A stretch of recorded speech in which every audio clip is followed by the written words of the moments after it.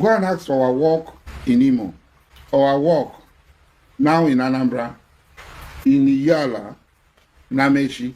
You saw the number of dead, uncountable number of dead bodies, skeleton and skulls. How we arrested those people, put them off in coordinated operation with the Nigerian military, with the Nigerian police. And it's so sad that we do all this work. You saw the trailers, you saw the bones, the skulls, hundreds of skulls. You can bury the truth, but definitely the truth will be assumed one day. Today, it is very clear who is responsible for this insecurity in the eastern region, especially the southeastern region. It's quite unfortunate that the people knows the truth, but they don't want to say the truth, speak the truth. Asari Dokubo has come to expose himself that he is the mastermind. He is responsible for the insecurity in the southeastern region, claiming that several scores of young people, youths in the east, has been killed by his men. Asawana. Those men he recruited to do the dirty job, the ethnic cleansing in Igbo lands, which he had confessed with his mouth. And this is no longer a hidden secret. He have said that despite the job they use him to do against the Igbos, the massacre of the Igbos, the disruption of the societal and economic activities in the Igbo land, was masterminded by Asari Dokubo and his men in connivance, as he claimed, with the Nigerian government or the security operatives. Now, after he has done all this, they have to put him, of course, out. They have to treat him with such disdain. According to him, he is expressing regret that despite his service, his collaboration, his joint task force against the Igbos, to suppress the Igbos, to annihilate the Igbos, this is what the Nigerian government is paying him with, by treating him with such level of disdain. Well, it is not a surprise. When you are used against your supposed people or against your people, the people who used you will never trust you for anything. It's just a matter of time. You will also fall victim of the same thing you were used to accomplish against your own people. Where Asari Dokubo opened his mouth and said, scores, uncountable youths, the forceful disappearances of the youths of the eastern region, especially the southeastern region, the Igbo predominant region, is being carried out by Asari Dokubo by his confession. It says skulls of bones and skulls in the course of the oppression they recorded in different parts of the east. It is quite unfortunate, and people are still asking. They know what is happening in the east. An Igbo man cannot kill his fellow Igbo man for whatever reason. Those coming in to unleash, wreak havoc, are not the Igbo indigenes, are not from the Igbo clan.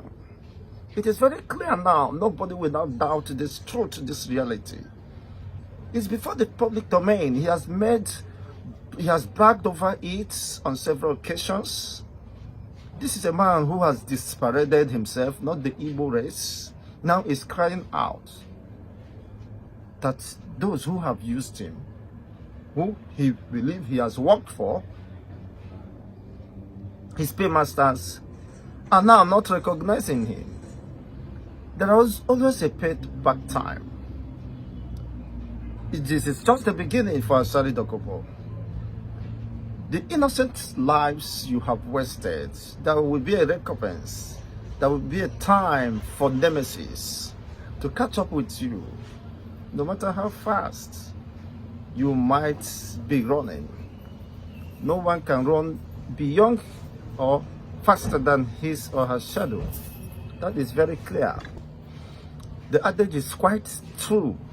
No matter how fast you run, you can't run away or faster than your shadow. What Asari Dokubo is now regretting voting for Ahmed Bola Tinubu. Now Wike is fighting him. He was used to rig the election of Rivers State in connivance with the sitting governor of Rivers State in favor of Ahmed Bola Tinubu. Today, he claims he is regretting. But for him, I want to say good morning. It's just the beginning. So all this confession, the people you have killed your loved ones, their illustrious sons and daughters, will never have a place to forgive you. It's only time we reveal more secret, what we don't know. But the people you have killed, their children, you have rendered childless, you have killed their fathers, you have rendered fatherless or motherless, will come after you. Otherwise, Nemesis has a way of catching up with anyone indulged in evil. So as Asari Dokubo will not escape. So his crying foul today does not exonerate him. My prayer is that may anyone live to reap whatever he has sown. So you are fighting your people, and you think those using you will love you. They will never trust you for anything, because they know they have to watch your back. You that betrayed your own people will definitely betray them at the slightest opportunity. That's just the case. Maybe he is not aware of that. Someone should educate him that this is just the beginning. Aisha Yusufu has taxed Imo State Governor, Enugu State Governor, Anambra State Governors. Stop blaming gunmen. You are the CEO of your state. You are the executive governor. Now, since you go to Abuja to collect money, then take responsibility for the insecurity in your state. What do you have to say about it? Now, thank you for that wonderful question. I think being the governor of the state, you have every power for you to make sure that you get security votes from the federal government. By so doing so, what are the governors doing with this money? Stop coming out to tell the people that there is insecurity in my state and that unknown government have been killing. The government need to take action and put an end to all this and stop apportioning blames. The people you are apportioning blames to are the people who their lives and properties are entrusted in your hand as the chief security officer of the state. So for a governor to come and start telling people that there is insecurity in my state, I think to me the governor need to stand up and then act now, because every now and then allocation is being shared for you, security vote is being given to you, and you have the mandate. The primary function of government is to protect life and property. Yes. So if you cannot protect life and property, then why are you the governor? But some have said that the governors have no power over the military. That it's only the president as the commander-in-chief of the armed forces. What do you have to say about that?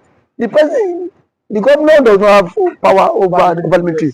That is true. But see, the question is that can the governor summon military chiefs in their states, the division's commander, to sit and dialogue for a way forward? The answer is yes. So if you can do that, so indirectly it's still have power over the military. Now when it calls for security meeting, don't these men don't these guys attend in his various place? They do. So the president should not come and say that he does not have the governor should not come and say he does not have power. We still have killings in Imo State, Enugu State, and some other states. For how long can we continue in this path? The people are scared of their lives. The people cannot even access government, access those who they claim to be what electorate. We cannot access people that gave us the mandate. So how long can they continue like this? So I think the government of these states on their own, they need to up their games. You must up your games as a governor if you don't want to be sacked come 2027. But there's always been this fear that the votes of Nigerians does not count, and that is why our elected officials are acting this way. That as soon as our vote is counting, they will sit up knowing that if I don't perform, no second term for me. You agree with that statement? Our vote does not count. I cannot say if our vote count or not because I have not conducted any election. So what I'm to say is that people have lost confidence in the INEC. In the power. The reason why they've lost You've lost confidence because so many persons have seen the case of Hope Uzodinma when he but reason best the court knows why he had to give it to him. But someone who came forth in the election was uplifted and then he came forth. So the court cited some reasons which Hope Uzodinma became the governor. Reason best known to them. I am not in a position to speak for the court. But one thing is that INEC needs to be the trust of Nigerians again. You saw what happened in last election. As allegedly reports that result was changed in the RF quarter. So I don't know how true that allegation is, but see, it has been going viral.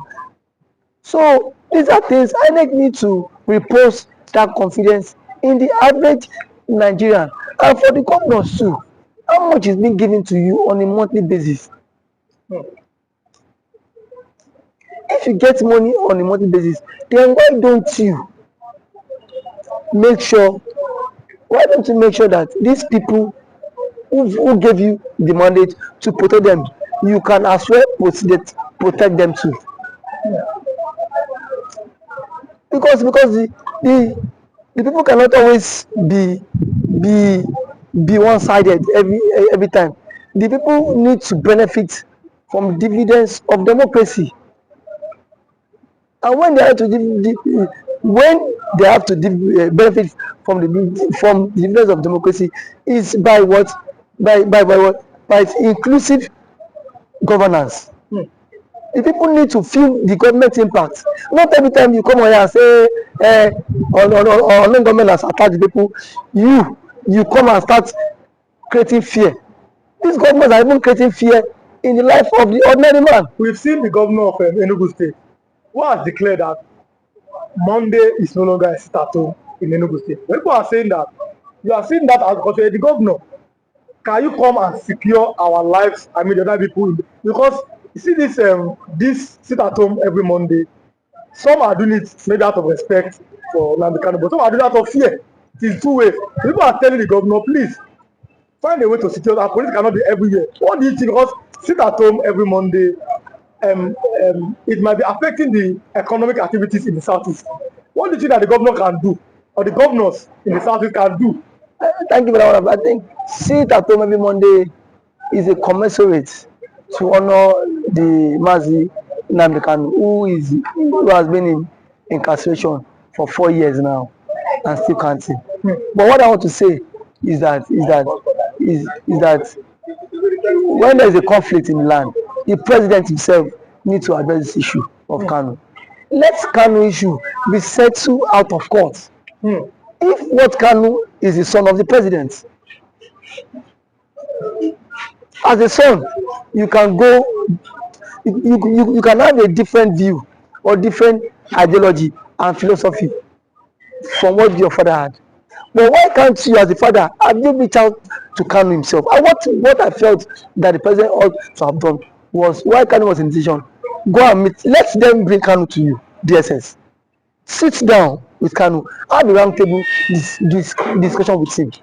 But do you think that's possible? Because we saw Buhari, he could not Buhari is different. See, so these are two different people. Yes.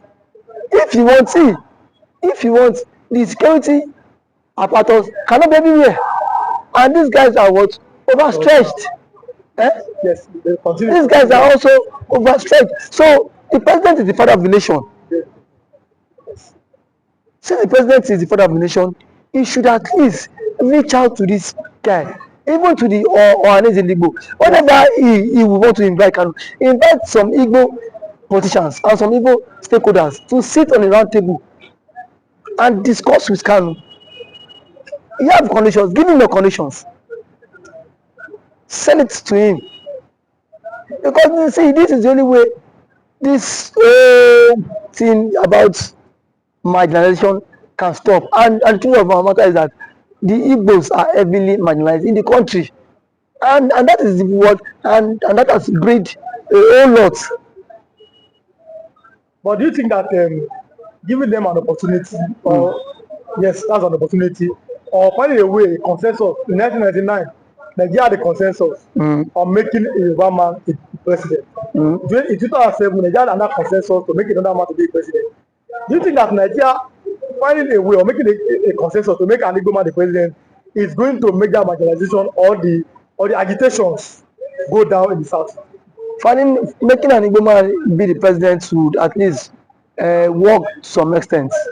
It will help this issue of marginalization reduce a very long way, because if the Igbo man is the president, Peter Obi, you will not watch Peter Obi allowing Nnamdikanu to languish in detention, even if, because yes, that is his brother from his tribe. They are from same tribe. No, so why was Sonegbo released? It was let's go. Yes. So to some extent, it will help a long way. And as an Igbo man, he will speak in the language that the Igbos. Now I am one of the sons. Yes. You don't have any right to agitate. Yes. So that will help them. It will go a very long way for them too. So I'm letting you go. I think we have like 1 minute. Okay. Now, Southeastern Governors Forum. What should be their next step? Southeastern Governors Forum should at least make moves to meet with the presidents. Yes. To put an end to all this. That is the only way. Because if there's no end to all this, all we hear is killing. And then we are not in support of all this killing. It is not good for the future of the country. It's not good for the future of the country. Okay, thanks for coming. Thank you for having me.